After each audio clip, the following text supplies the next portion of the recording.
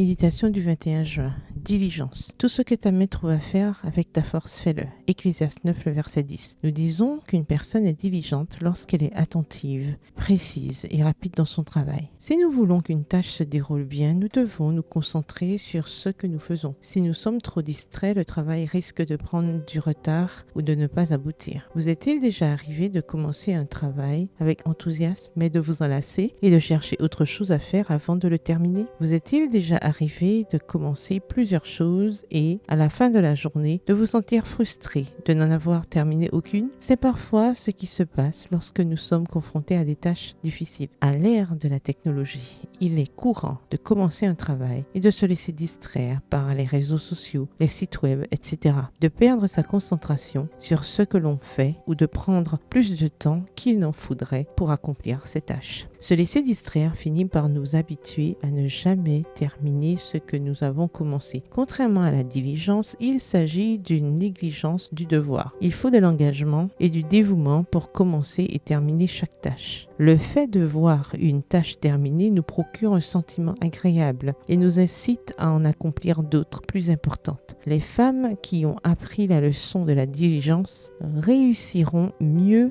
dans ce qu'elles entreprennent que celles qui sont trop discrètes. Même si la tâche est désagréable, si elle est nécessaire, nous devons nous y engager et la mener à bien sans nous décourager. Être diligent, c'est prendre des initiatives, ne pas attendre que les autres fassent tout à notre place. Malheureusement, il y a des femmes qui, depuis leur plus jeune âge, n'ont appris qu'à être servies et ne se soucient pas de servir les autres. Et elles continuent à dépendre des autres. Elles ne savent rien faire par elles-mêmes et quand on les contredit, elles se sentent maltraitées. En nous efforçant de tout faire avec diligence, nous ferons un meilleur usage de notre temps et nous ne le gaspillerons pas en commérages, en bavardages inutiles et en plaintes interminables. Alors ne voulez-vous pas vous dévouer, faire de votre mieux jusqu'à ce que la tâche soit terminée, même si cela implique de faire quelque chose de moins agréable? Pensez aux choses que vous devez mieux faire ou dont vous remettez l'achèvement à plus tard et suivez le conseil de Salomon. Quelle que soit la simplicité de votre tâche, faites-la du mieux possible. Bonne journée, que l'Éternel vous bénisse.